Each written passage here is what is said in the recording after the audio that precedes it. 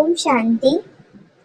ओम शांति हम बोलते हैं जिसका अर्थ होता है मैं आत्मा शांत हूँ। एक शब्द आता है इसके अंदर आत्मा। हम नहीं जानते कि ये आत्मा क्या है, कहाँ पर रहती है ये आत्मा, कहाँ से आई है ये आत्मा।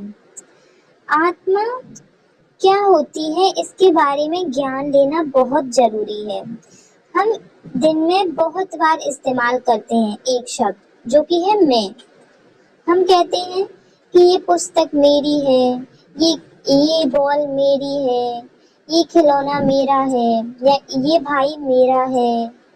इस मैं का इस्तेमाल हम पूरे दिन में बहुत बार करते हैं, पर कभी सोचा नहीं कि ये मैं बोलने वाला कौन है, ये मैं बोल कौन रहा है। हम बोलते हैं कि ये मेरा हाथ है, ये मेरे बाल हैं, तो ये मैं बोलने वाला ये शरीर तो हो नहीं सकता, क्योंकि हम ये बोल रहे हैं कि ये मेरा हाथ है, तो मतलब ये मैं इस शरीर से अलग है, जो कि बोल रहा है कि ये शरीर, ये हाथ, ये मेरा है।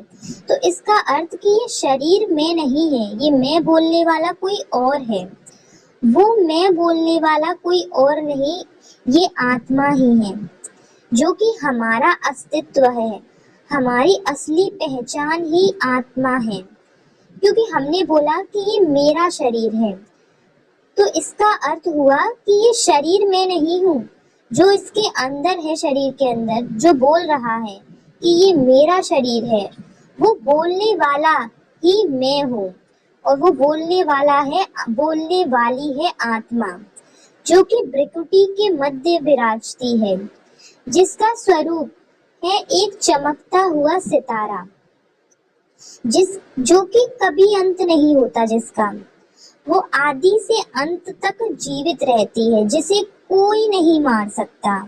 ये शरीर तो विनाशी है, जब मरने के बाद इस शरीर को चोट लग जाए या फिर कुछ ऐसा हो जाए जिससे ये शरीर बेकार हो जाए, तो फिर ये शरीर किसी काम का नहीं रहता।